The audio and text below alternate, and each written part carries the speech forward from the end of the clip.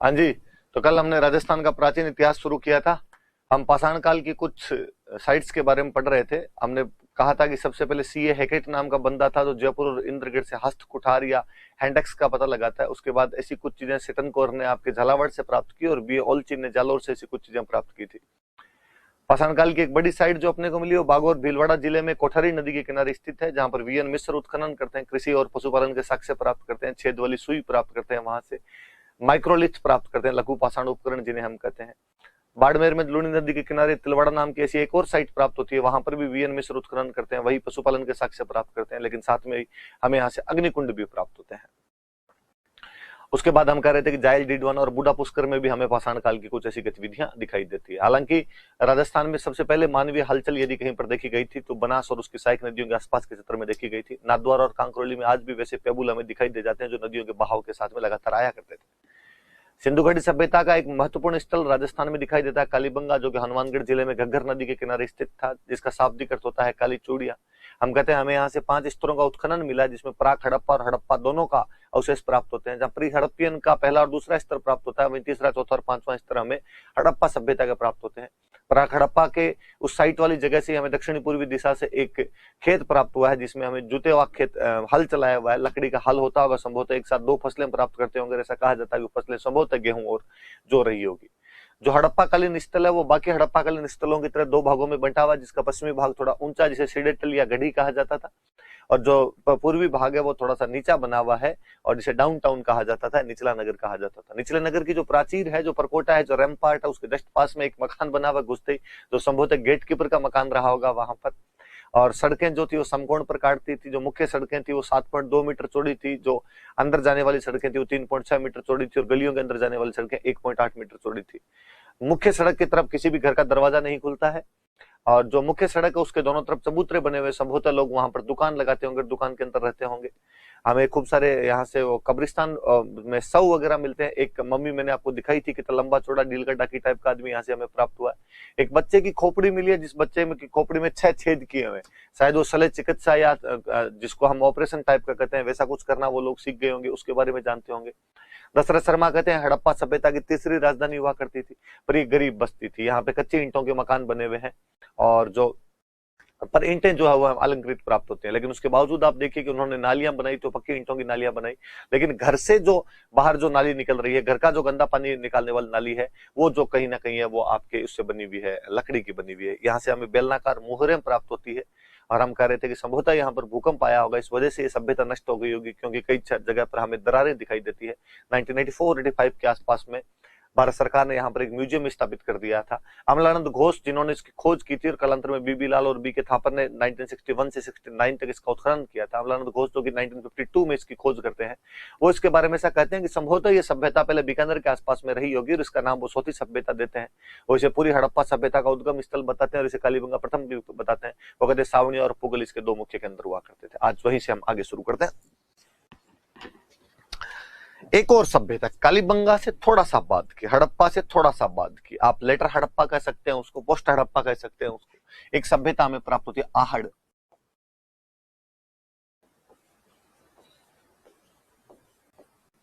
आहड़ सभ्यता प्राप्त होती है कहां पे, तो आप कहोगे साहब उदयपुर में। मैंने बताया नदियों के किनारे होती थी, तो आयड़ नदी है, या ज्योग्राफी वाले सर और बताएंगे कि उसी नदी का नाम बेड़च है। तो आयड़ का दो या बेड़च का दो, वो जो आयड़ या बेड़च नदी है उसके किनारे आपको ये सभ्यता दिखाई देती है।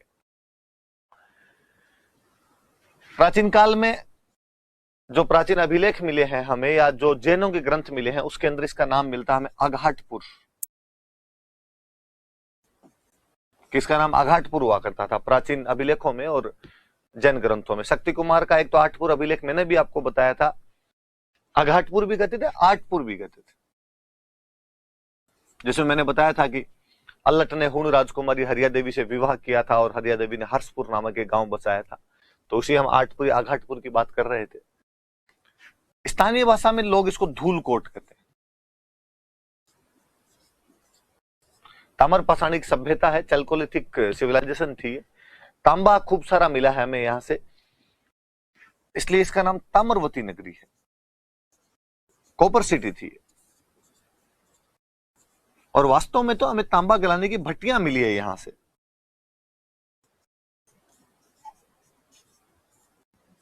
कॉपर मेल्ट करने की खूब सारी भट्टियां प्राप्त होती है। दो तीन बातें मैंने बताई कि उदयपुर में आयड या बेड़च नदी के किनारे स्थित है। प्राचीन काल में इसे अघाटपुर या आठपुर कहा जाता था। स्थानीय भाषा में लोग इसे धूलकोट कहते हैं। तांबा गलाने की भट्टियां प्राप्त हुई है, इसलिए इसको ताम्रवती नगरी के नाम से भी जाना जाता है। इसकी खोज करने वाले थे आरसी अग्रवाल। रतन चंद्र अग्रवाल थे, उन्होंने इसकी खोज की थी। उन्होंने बताया था कि साहब इस टीले के नीचे कुछ ना कुछ देखो, आपको मिलेगा।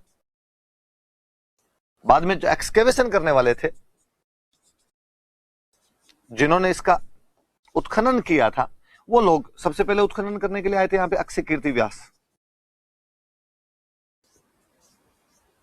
अक्षय कीर्ति व्यास ने सबसे पहले उत्खनन किया था। फिर यहां पे उत्खनन इन्होंने आरसी अग्रवाल सर ने खुद ने किया था।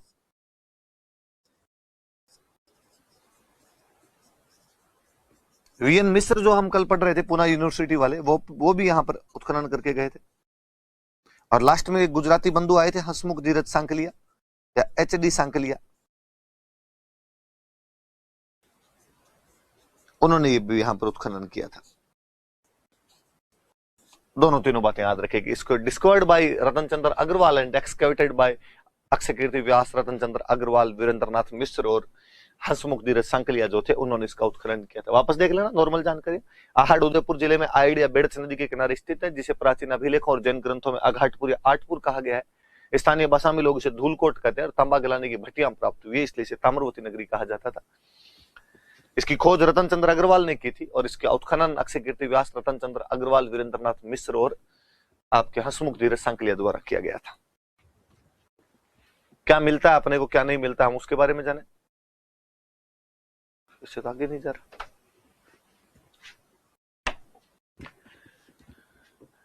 क्या मिला हमें, आहड़ से क्या प्राप्त होता है? सबसे बड़ी चीजें तो यहां से जो मिले हमें को, मृद भांड मिलते हैं, अर्दनवेयर्स, मृद भांड।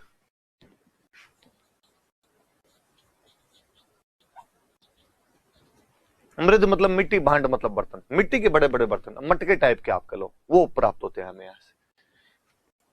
मृद भांडों की संस्कृति है वास्तव में लाल या काले रंग के, लाल और काले रंग के मृद भांड प्राप्त होते। इनको यहां पर लोग बोलते थे गोरे, या इनको बोलते थे कोट।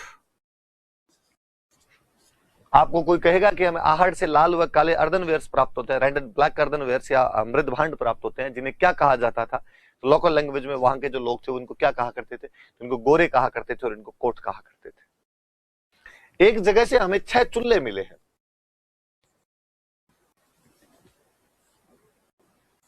एक घर है जहां से हमें 6 चुल्ले प्राप्त होते हैं।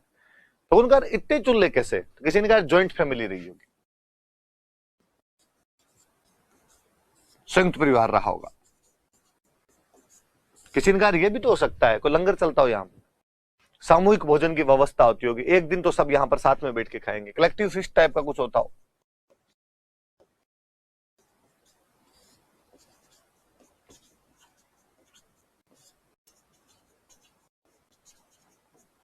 हालांकि हम जब भी मैं पढ़ाता हूं, मैं हमेशा बताता हूं कि यहाँ से 6 चूल्हे प्राप्त होते हैं, जो जॉइंट फैमिली या कलेक्टिव फीस्ट की तरफ इशारा करता है, या सामूहिक भोजन व्यवस्था और संयुक्त परिवार की तरफ इशारा करता है। पर मेरे कभी चीज गले नहीं उतरती कि मैं अक्सर गांव के अंदर देखता हूं कि संयुक्त परिवार में चूल्हा तो एक ही होता है, लोग ज्यादा होते हैं, और परिवार के टूटने को गाँव में तो बोलते हैं कि थारो चूल्हो न्यारो कर लो। चूल्हा अलग हो गया तब तो संयुक्त परिवार बचा ही नहीं, परिवार अलग हो गया। पर पता नहीं इतिहासकारों ने किस आधार पर इसका निर्धारण किया होगा और उन्होंने कहा होगा कि नहीं 6 चूल्हे मिले हैं तो ये संयुक्त परिवार अपने आप में। कई बार मुझे लगता है कि यार इतिहासकार एलिट क्लास के लोग थे ज्यादातर, उनको पता ही नहीं था कि जो ज्वाइंट फैमिली जो होती है वो कैसे रहती है। वो लोग खुद ही न्यूक्लियर फैमिली के रहे होंगे, इसलिए जैसे जो कोई तुक्के मार सकता था उन्होंने अपने हिसाब से तुक्के मार लिए होंगे। तो संयुक्त परिवार और सामूहिक भोजन व्यवस्था की चीजें मिलती। एक यूनानी सिक्का मिला, ग्रीक कॉइन मिला है। यूनानी सिक्का मिला जिस पर अपोलो का चित्र बना हुआ है। अपोलो उनके भगवान सूर्य को कहते हैं, अपने जो सूर्य भगवान है उसको वो लोग अपोलो कहते हैं।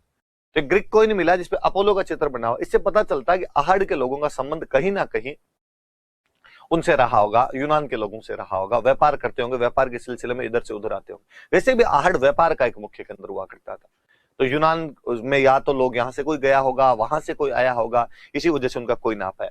यदि आप में से किसी ने हॉलीवुड की ट्रॉय मूवी देखी है तो ट्रॉय मूवी में एक डायलॉग भी है जिसके अंदर वो आक्रमणकारी अपोलो की मूर्ति तोड़ता रोकता, ये लो तुम्हारे सूरज के देवता अपोलो, तो अपने जिसको सूर्य भगवान कहते थे उनको अपोलो कह दिया करते थे। यूनानी सिक्का मिला, ग्रीक कॉइन मिला, इस पे अपोलो का चित्र बना। एक वाटर पोर्ट मिला है बिना हत्थे का, हत्थे नहीं है उसके, बिना हत्थे का जल पात्र प्राप्त होता है।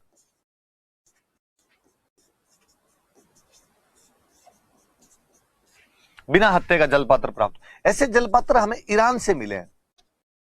इसका मतलब इन लोगों का पर्शियन सिविलाइजेशन, ईरानी सभ्यता से भी संपर्क रहा होगा। वापस इस बात पर आइए आप कि व्यापार का मुख्य केंद्र था, इसलिए हमें यहाँ पर ग्रीक कॉइन मिलता है, हमें यहाँ से पर्शियन वाटर पोर्ट मिलता है जिसके हत्थे नहीं है साइड में, बड़ा सा एक जलपत्र बना हुआ है, साइड में हत्थे नहीं है, बड़ा है तो हत्थे होने चाहिए पकड़ने के लिए, पर कहते हैं कि ऐसे वाटर पोर्ट जो थे वो ईरान के अंदर बना करते थे। तो शायद ये लोग व्यापार करते होंगे, वहां कोई चीज बेच के आए होंगे, उन्होंने कहा होगा लो बदले में ये ले, जो बार्टर सिस्टम होता था, वस्तु विनिमय हुआ करती थी, तो उन्होंने ये दे दिया होगा। तो अपने आप में ये बाट मिलते हैं अपने को यहां से। ये तीनों चीजें, यूनानी सिक्का, बिना हत्थे का जल पात्र और बाट, ये इशारा करते हैं कि व्यापार वाणिज्य का मुख्य केंद्र था। और व्यापार वाणिज्य वाले जो लोग हैं उन्होंने इस आहड़ की स्थापना की होगी, उन्होंने आहड़ को बसाया होगा, वो मुख्य रहे होंगे। हमें यहां से एक बेल की मरण मूर्ति प्राप्त होती है, बुल टेराकोटा।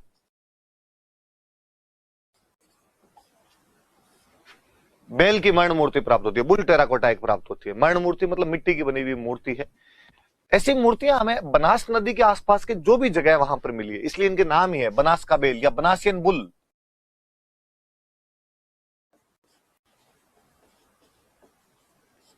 हमें यहां से खूब सारे पत्थर प्राप्त होते हैं, इसका मतलब ये पत्थर वाले जो उपकरण बनाने का मुख्य केंद्र था।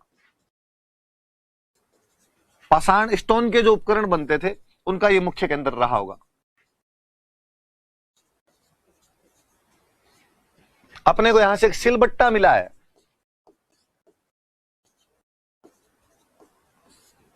सिलबट्टा समझते हो, रगड़ने वाला जो आपके सिलबट्टा होता है, तो यहां से अपने को एक सिलबट्टा भी प्राप्त होता है, मिर्च विर्च रगड़ने के लिए घर में काम आता है, तो वो लोग ये भी रखा करते थे। जो लाश मिली है उस लाश के साथ में गहने हैं। इसका दो मतलब है, एक तो मतलब ये है कि जो बंदा मरा है और रसिया टाइप का आदमी है, गहने वहने पहन के रखता है। दूसरा मतलब ये है कि उसको कहा गया कि अगले जन्म में भी तेरे गहने काम आएंगे। इसका मतलब आहड़ के लोग पुनर्जन्म में विश्वास रखते थे, इसलिए शवों के साथ में गहने और आभूषण भी दफना दिया करते थे। तो पुनर्जन्म की छोरी में इन लोगों का विश्वास था। जो आज भी हिंदू धर्म का मुख्य आइडियोलॉजी मानी जाती है कि भाई पुनर्जन्म के अंदर तो विश्वास रखते हैं, तो वो जो चीजें हैं वो यहां पर भी मिलती है। वो छापे लगाने के ठप्पे प्राप्त होते हैं अपने को यहां से। इससे पता चलता है कि यहाँ पे रंगाई छपाई का उद्योग रहा होगा। व्यापार वाणिज्य का केंद्र है तो खूब सारी ऐसी उद्योग की चीजें तो रही होगी।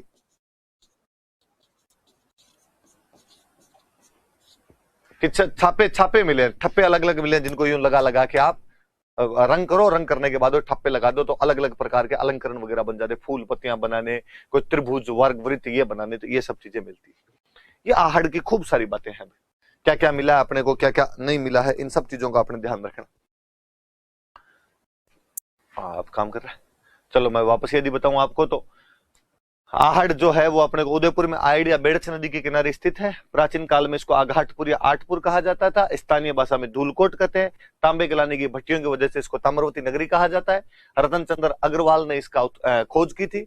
बाद में अक्षय कीर्ति व्यास, रतन चंद्र अग्रवाल, वीरेंद्रनाथ मिश्र और हंसमुख धीरज सांकलिया ने इसका उत्खनन किया था। यहाँ से हमें खूब सारे मृद भांड मिले हैं जो काले और लाल रंग के हैं, जिनको गोरे और कोट कहा जाता था। एक ही जगह से हमें 6 चूल्हे प्राप्त होते हैं, जिससे पता चलता है कि या तो जॉइंट फैमिली होगी या यहाँ पे सामूहिक भोजन व्यवस्था रही होगी। यहाँ से हमें यूनानी सिक्का मिला जिस पर अपोलो का चित्र बना हुआ है। बिना हैंडल का वाटर पोर्ट मिला है, वैसे वाटर पोर्ट हमें पर्शियन सिविलाइजेशन में मिलते थे। हमें यहाँ से बाट मिलते हैं, ये सब चीजें बताती है कि यह एक व्यापार वाणिज्य का मुख्य केंद्र रहा होगा। हमें यहाँ से बैल की एक मिट्टी की मूर्ति टेराकोटा मिली है जो बनास नदी के आसपास के लगभग सभी क्षेत्रों में मिली है, इसलिए हम कहते हैं वो बनास का बेल है अपने आप में। हमें यहाँ से पत्थर खूब सारे मिले, इसका मतलब ये पत्थर के उपकरण बनाने का भी मुख्य केंद्र रहा होगा।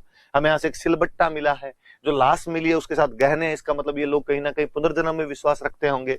हमें यहाँ से ठप्पे, छापे लगाने के ठप्पे प्राप्त होते हैं, इससे पता चलता है कि रंगाई छपाई उद्योग का भी मुख्य केंद्र रहा होगा। खूब सारी बात। इस सभ्यता के कई केंद्र और हैं। आहड़ के दिन अन्य केंद्र बताऊं आपको, तो 2-3 के अंदर बताना चाहूंगा मैं आपको। एक गिलूंड, एक बालाथल, एक ओछियाना।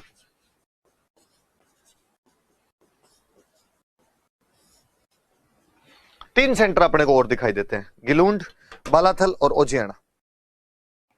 गिलूंड राजसमंद में पड़ता है,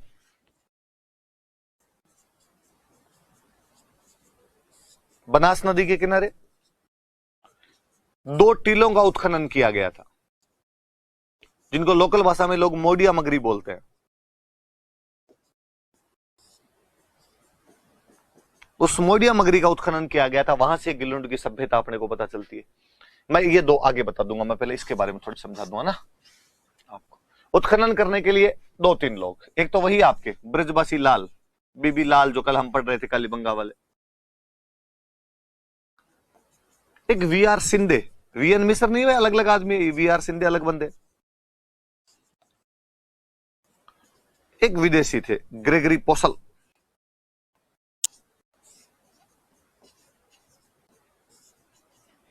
ये कुछ लोग इसका यहां पर उत्खनन करते हैं। गिलुंड और आहड़ में एक बड़ी जोरदार सी चीज दिखाई देती है। आहड़ में कच्ची ईंटों के मकान दिखाई देते हैं हमें, जो कि आपके सूर्य की रोशनी के अंदर पकाए गए होंगे, सूर्य के प्रकाश में पकाए गए होंगे।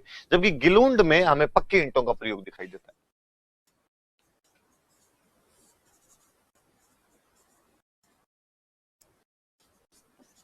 पक्की ईंटों का प्रयोग देता है, जबकि आहड़ में नहीं है, ये ध्यान रहे।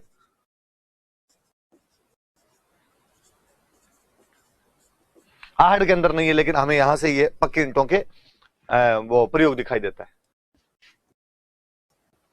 यहां पर हमें पत्थर की गोलियां, बॉल रिंग्स, कांच की गोलियां होती है वैसे पत्थर की गोलियां मिलती है।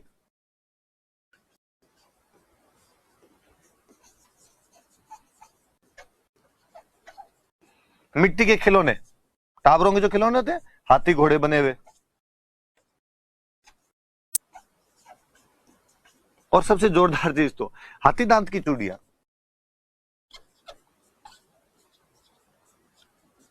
आज भी महिलाओं के लिए मुख्य सजावट का साधन है हाथी दांत की चूड़ियां। ऐसी कैसी हाथी दांत की चूड़ियां हमें गिलुंड से भी प्राप्त होती है। गिलुंड में हाथी दांत की चूड़ियां मिलती है। तो याद रखना भाई गिलुंड के बारे में। राजसमंद जिले में बनास नदी के किनारे 2 टीलों का उत्खनन किया गया, जिसे स्थानीय भाषा में लोग मोडिया मगरी कहते थे। उत्खनन करने वाले ब्रजवासी लाल, बीआर सिंधी और ग्रेगरी पोसल थे। आहड़ में जहां हमें कच्ची ईंटों का प्रयोग दिखाई देता है, वहीं पर यहां पर हमें पक्की ईंटों का प्रयोग दिखाई देता है। पत्थर की गोलियां मिलती है हमें यहां पे, मिट्टी के खिलौने मिलते हैं और हाथी दांत की चूड़ियां प्राप्त होती है।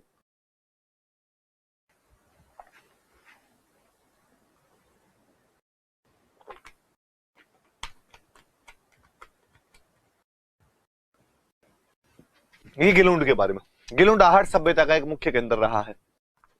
और आहड़ सभ्यता का मुख्य केंद्र, एक मैंने अभी बताया आपको, बालाथल, उदयपुर में स्थित एक जगह है। वीएन मिश्र उत्खनन करके गए, वही वीरेंद्रनाथ मिश्र। यहां से तो यार बड़ी जोरदार चीजें मिली। 11 कमरों का एक भवन मिलता है। यह तो पक्का ही संयुक्त परिवार रहा होगा कि 11 कमरों का एक भवन बना हुआ है। यहां पे नलकूप के अवशेष मिलते, 5 प्रकार के मृद भांड, अलग अलग प्रकार के, और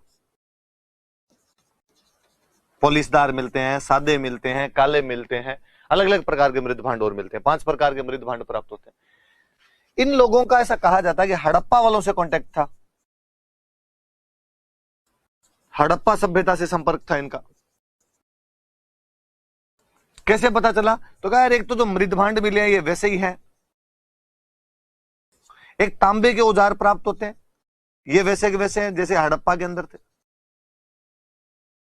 और जो मकान वगैरह भी बने हुए हैं ना, उनमें भी कहीं ना कहीं हमें दिखाई देती है चीज कि ये लोग यार हड़प्पा वालों के थोड़े नजदीक रहे होंगे, हड़प्पा वालों के पास में रहे होंगे। तो ये इन चीजों का इनसे पता चलता है। और यहां पर हाथ से बना हुआ कपड़ा, हाथ से बुना हुआ, सॉरी,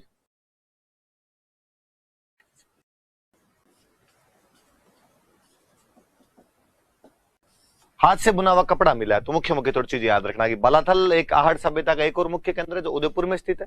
वीरेंद्रनाथ मिश्र ने उत्खनन किया था। 11 कमरों का एक विशाल भवन मिलता है। नलकूप के संकेत प्राप्त होते हैं। 5 प्रकार के मृद भांड मिलते हैं। संभवतः इन लोगों का संपर्क जो है वो हड़प्पा सभ्यता से रहा होगा, क्योंकि इनके मृद भांड, इनके तांबे के औजार और इनके भवन निर्माण पर उस हड़प्पा सभ्यता की झलक दिखाई देती है। हाथ से बुना हुआ कपड़ा प्राप्त होता है यहाँ पर। एक सेंटर और ले लो, उजियाना।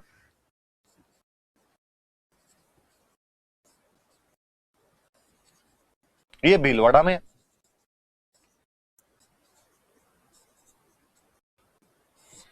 भीलवाड़ा के अंदर है। और यहां पर उत्खनन करने वाले 2 बंदे, एक तो B.R. मीणा और एक आलोक त्रिपाठी।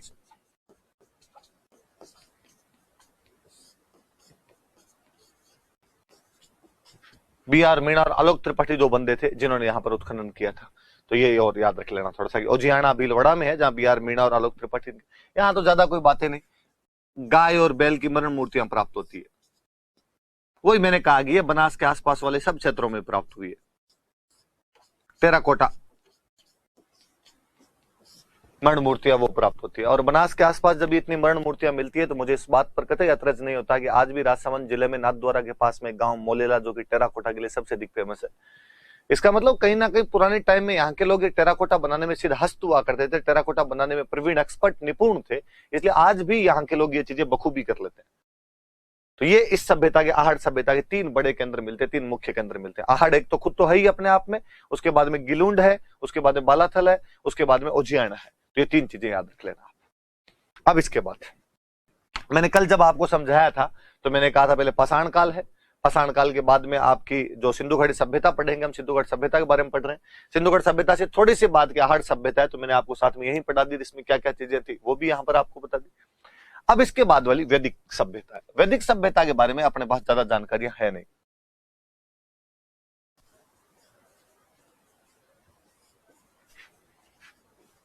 मैंने कल बताया था वैदिक सभ्यता की जानकारी कहां से मिलती है, तो वेदों से मिलती है। ऋग्वेद, यजुर्वेद, सामवेद, अथर्ववेद, इनसे जानकारी मिलती है। कोई ज्यादा बड़े सेंटर नहीं है। फिर भी 2-3 सेंटर अपने गंगानगर में प्राप्त होते हैं। ऐसा कहा जाता है ये उस काल के सेंटर है। अनूपगढ़, तरखान वाला डेरा,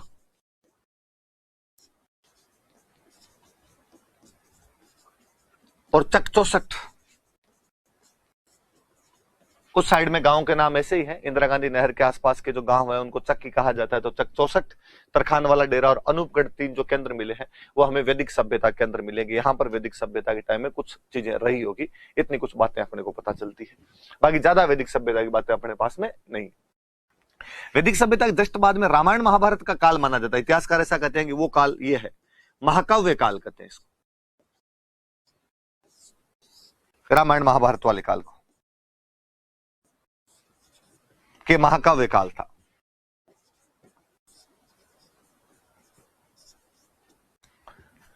थोड़ी थोड़ी सी जानकारियां मिलती है। रामायण की तो एक बड़ी जोरदार सी जानकारी ये मिलती है अपने को कि भगवान राम जब लंका जा रहे थे और उन्होंने दक्षिणी सागर को पार करना चाहा लंका जाने के लिए, तो समुद्र ने रास्ता देने से मना कर दिया। वो समुद्र ने कहा मैं रास्ता नहीं दूंगा। भगवान राम बड़े कुपित हुए और उन्होंने सरसंधान किया, संधान किया, अपना बाण चढ़ाया और कहा मैं समुद्र को सुखा दूंगा इसको। तभी समुद्र उत्पन्न हुआ। समुद्र ने कहा कि भगवान राम माफ कर दीजिए, काली गाय और तुम्हारी धूड़ खाई मैंने, आप कहोगे उतना रास्ता दे दूंगा।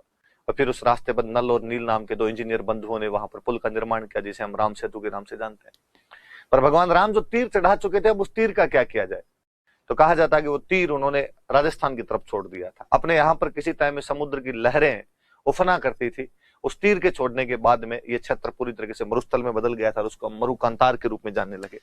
इसके बाद ये मरुकांतार है।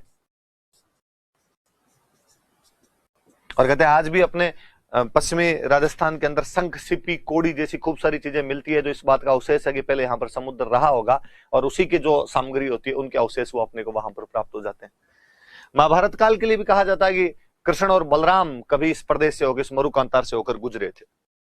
थोड़ी थोड़ी सी अपने पास महाकाव्य काल की जानकारी है, बाकी ज्यादा जानकारी इसके बारे में भी अपने पास में नहीं है, क्यों, कैसे, क्या थे, क्या नहीं थे, को ज्यादा जानकारी नहीं थी। वैदिक सभ्यता की तो अनूपगढ़, तरखानवाला डेरा और तख्त 64 से हमें अवशेष मिले जिसके बारे में कहा जाता है कि वैदिक सभ्यता के रहे होंगे। महाकाव्य काल में, रामायण के अंदर ऐसा वर्णन आता है कि भगवान राम ने जो समुद्र को सुखाने के लिए तीर चढ़ाया था, और तीर कालांतर में राजस्थान की तरफ छोड़ा गया, और यहाँ पर भी समुद्र हुआ करता था और वो समुद्र सूख गया, इसके बाद में मरुकांतार बन गया, और भगवान कृष्ण और बलराम जो थे वो यहाँ मरुकांतार से होते हुए निकले थे। ऐसी कई जानकारी अपने को मिलती है। उसके बाद में जो काल आता है उसको हम महाजनपद काल के नाम से जानते हैं।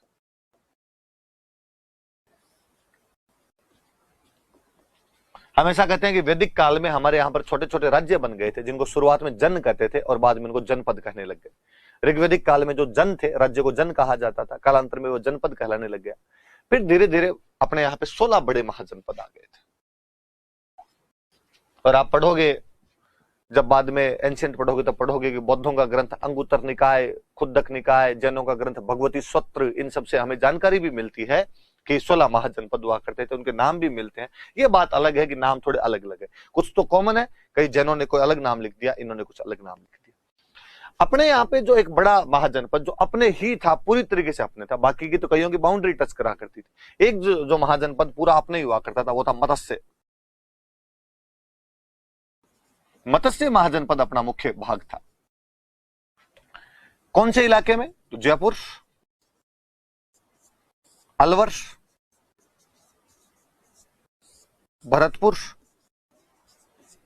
करौली और धौलपुर। चंबल से लेकर सरस्वती के बीच का जो इलाका था वो मत्स्य महाजनपद का इलाका हुआ करता था। कई जगह से जानकारी मिलती। हमें इसकी जानकारी कहां कहां से मिलती है? इंफॉर्मेशन के सोर्स क्या क्या है इसके? कि मत्स्य महाजनपद था, इसकी जानकारियां कौन कौन देता है? इसकी जानकारी हमें ऋग्वेद में मिलती है,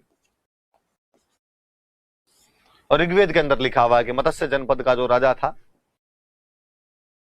उसके बारे में कई जानकारियां यहां पर दी हुई है। राजा सुदास के साथ उसके संबंध कैसे थे? आप एंशिएंट पढ़ोगे तब राजा सुदास के साथ पढ़ोगे, तो राजा सुदास के साथ जब राजाओं के संबंधों का वर्णन किया गया है तो उसमें मत्स्य महाजनपद के राजा के बारे में बताया गया। एक ब्राह्मण ग्रंथ है शतपथ ब्राह्मण, वहां से इस मत्स्य महाजनपद की जानकारी मिलती है। एक उपनिषद है कौशितकी, उस कौशितकी उपनिषद से इसकी जानकारी मिलती। और महाभारत,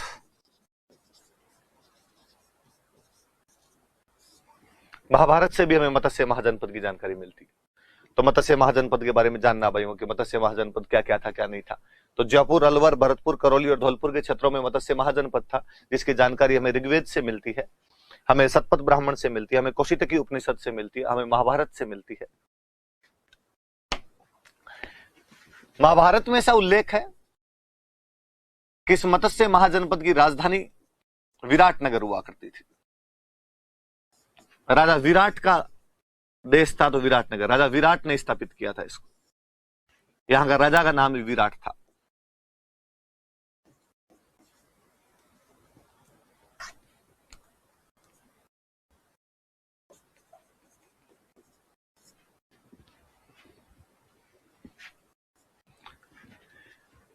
महाभारत यह भी जानकारी देती है कि इसी विराटनगर के अंदर पांडवों ने अपना अज्ञातवास बिताया था।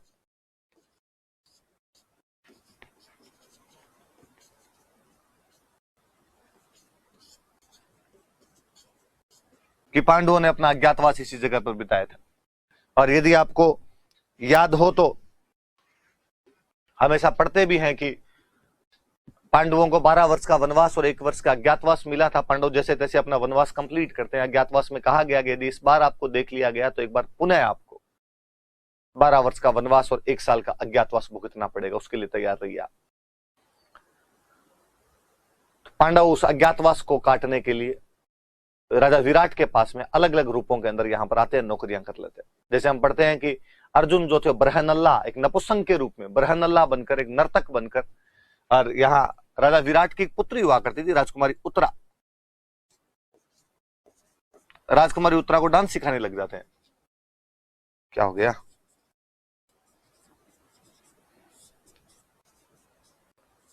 अर्जुन यहां पे बरहनल्ला के रूप में आते हैं। भीम बेचारा रसोईया बन जाता है, वलल नाम के रसोइये के रूप में यहां पर आता है। युधिष्ठिर ये याद मत करना, भले ही सुन लेना बातें ताकि याद रहे। कंक नाम धारण करके यहां पे आते हैं, राजा विराट के साथ पासा खेलने का काम करते हैं। राजा विराट की रानी हुआ करते थे सुदेशना, और रानी सुदेशना की सहायता के लिए एक नौकरानी रखी गई मालिनी, जो द्रौपदी थी। मालिनी कहा जाता है, शरंद्री कहा जाता है, सब अलग अलग रूप धारण करके यहां पर बैठे हुए। कहते हैं एक बार पांडवों को इस बात का पता चला, कौरवों को इस बात का पता चला कि वो लोग वहां पर रहते हैं, विराटनगर के अंदर रहते हैं। सबने पूरा प्लान किया और हिमाचल प्रदेश में कांगड़ा नाम की जगह, जिसको उस समय त्रिगर्त कहा जाता था, वहां के राजा सुशर्मा को कहा गया, उनका दोस्त था, और सुशर्मा को कहा गया कि सुशर्मा तुम विराटनगर पर आक्रमण करके उनकी गायें चुरा लो, और जब तुम गायें चुराओगे तो वो उपस्थित हो जाएंगे वहां पर, पांडव बाहर आएंगे, क्योंकि एक सत्ता क्षत्रिय कभी भी गायों के हरण को देख नहीं पाएगा। और कहते हैं कि जब सुशर्मा वहां पर गायें चुराने के लिए गया त्रिगर्त का राजा, तो भीम जो कि वलल नाम का रसोईया और पहलवान बना हुआ था, सुशर्मा को पीट कर उन गायों को वापस छुड़ा लेता है। कौरवों को लगा कि सुशर्मा से तो पार नहीं पड़ी, इस बार कौरव महारथियों के रूप में खुद वहां पर आते हैं। कहते हैं उस दिन राजा विराट वहां पर उपस्थित नहीं थे, राजा विराट कहीं बाहर गए हुए थे, इसलिए राजा विराट के पुत्र थे राजकुमार उत्तर। राजकुमार उत्तर युद्ध का नेतृत्व करने के लिए जाते हैं, जिनका सारथी बनता है बृहन्नला या अर्जुन। राजकुमार उत्तर उन महारथियों को देखकर, उन कौरवों को, उन कर्ण, भीष्म, द्रोण और दुर्योधन को देखकर कांप जाता है। तरफ बृहन्नला बना हुआ अर्जुन उसे कहता है कि मैं अर्जुन हूं, तुम केवल यहां पर बैठे रहो, मैं युद्ध कर लूंगा यहां पर। अर्जुन बहुत अच्छे तरीके से युद्ध करता है, कौरवों को वहां से भगा देता है, गायों को वापस लेकर आता है। राजा विराट को जब इस बात का पता चलता है कि हम जीत कर रहे हैं, राजकुमार उत्तर युद्ध जीत कर, अर्जुन उसे कहते हैं कि राजकुमार उत्तर तुम किसी को बताना मत ये बात कि मैं अर्जुन हूं। जब युद्ध जीतकर वापस आते हैं, राजा विराट और युधिष्ठिर बैठे बैठे पासे का खेल खेल रहे होते हैं। गेट कीपर आकर कहता है कि राजकुमार उत्तर युद्ध जीत कर लौटे हैं। राजा विराट बड़े खुश होते हैं, युधिष्ठिर के मुंह से निकलता कि बरहनल्ला जिसके साथ होगा वो जीत कैसे नहीं सकता। राजा विराट को बड़ा गुस्सा था। राजा विराट ने कहा कि वो नपुंसक, उसकी वजह से मेरा पुत्र जीता है, मेरा पुत्र खुद जीत कर है। पासा फेंक के युधिष्ठिर की नाक पर मारते हैं, युधिष्ठिर की नाक से खून बहने लग जाता है। इतने में राजकुमार उत्तर खुद उपस्थित होते हैं। राजकुमार उत्तर ने कहा कि पिताश्री, जिसको आप इतने दिन तक डांसर समझ रहे हो, जो दीदी को डांस सिखाता है उत्तरा को, ये महारथी अर्जुन है। आज गांडीव के टंकार से इसने अपनी गायें बचाई है, आज उन समस्त कौरवों को निकालने वाला ये अर्जुन खुद है। राजा विराट को अपने किए पर बड़ा पश्चाताप होता है। राजा विराट इस बात के लिए पांडवों से माफी मांगते हैं। राजा विराट प्रपोजल रखते हैं कि क्यों ना राजकुमारी उत्तरा की शादी अर्जुन के साथ कर दी जाए।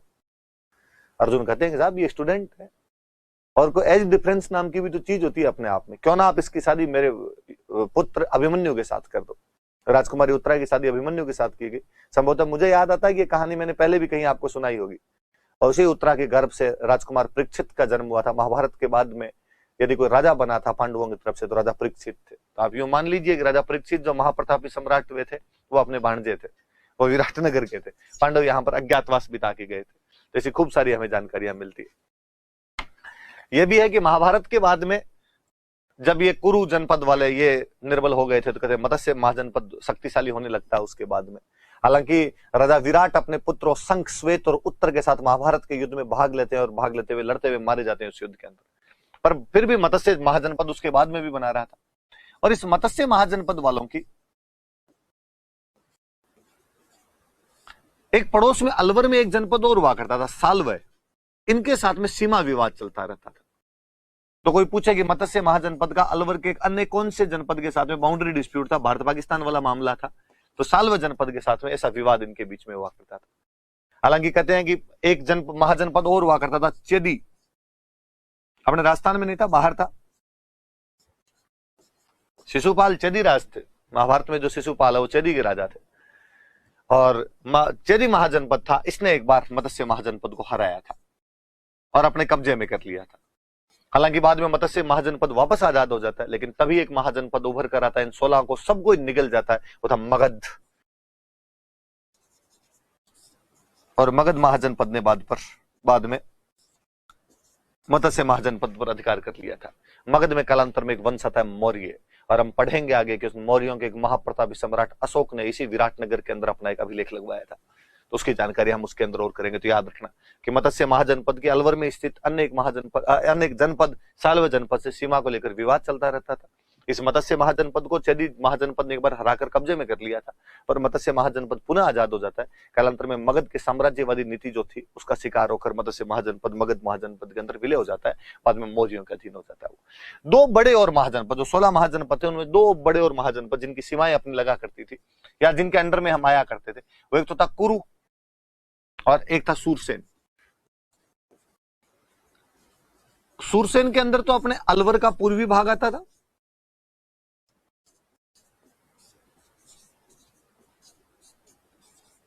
और भरतपुर आया करता था।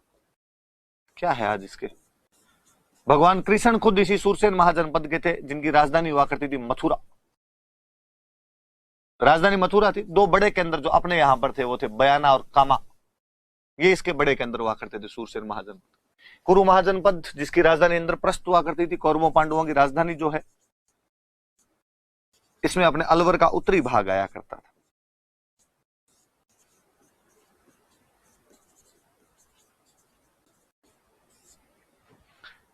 सोलह महाजनपद थे, जिनमें से 3 महाजनपद अपने राजस्थान की बाउंड्रियां उनके अंदर आया करती थी। हालांकि कहा तो यह भी जाता है कि दक्षिण के अवंती महाजनपद के अंदर भी राजस्थान के कुछ भूभाग आया करते थे, पर एग्जैक्टली कौन से भूभाग थे हमें नहीं पता। पर इन 3 महाजनपद में तो अपने अलवर के आसपास का इलाका कहीं ना कहीं इन तीनों से प्रभावित रहा था। मत्स्य महाजनपद एक बड़ा था जो पूरी तरीके से हमारा था। हम कल थोड़े से कुछ और जनपद मौर्य और गुप्तों की कल और जानकारियां पढ़ेंगे और कल इसको खत्म कर लेंगे। Thank you.